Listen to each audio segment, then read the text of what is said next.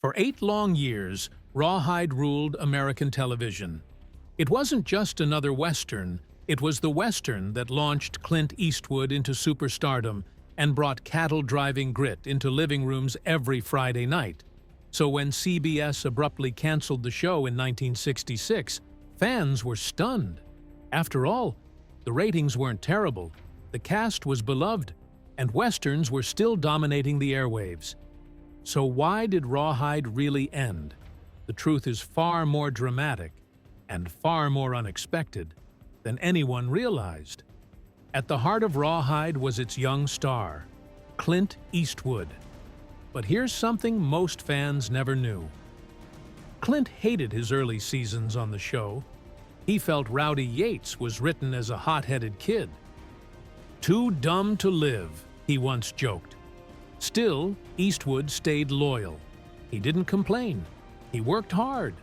And Rawhide grew into one of CBS's most reliable hits. But everything changed in Season 7. CBS pushed for darker plots, grittier violence, and bizarre storylines that had nothing to do with the classic cattle drive formula. Even lifelong fans felt it. The tone became scattered, unfocused. Then came the biggest blow. Eric Fleming, the show's true lead, trail boss Gil Favor, left before Season 8 after a contract dispute. With Fleming gone, CBS announced that Clint Eastwood would take over as the lead. A brilliant idea on paper, but a disaster behind the scenes. Because Eastwood was no longer just a TV actor, he was becoming a global icon. His Sergio Leone films, A Fistful of Dollars, and For a Few Dollars More, had already made him famous in Europe. Hollywood was about to follow. CBS suddenly found themselves with a star who was too big for TV, and a show too expensive to produce without its original lead. But here's the truth. Fans never suspected. Rawhide wasn't canceled because of ratings. It was canceled because of cost.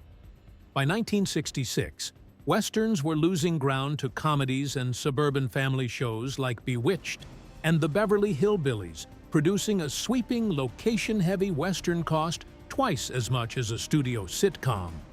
And CBS executives were tightening their budgets. Add Eastwood's rising star power, Fleming's departure, and the creative missteps of Season 7. And suddenly, the network decided to pull the plug. They didn't even film a proper finale. The cast learned of the cancellation by phone, just like that. The cattle drive ended, but Rawhide left behind a legacy bigger than anyone expected.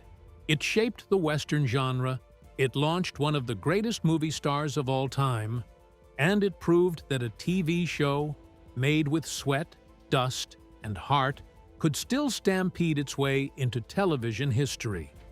The truth is simple. CBS didn't cancel Rawhide because it failed. They canceled it because the world around it had changed, and because its biggest star was destined for something far beyond the open range.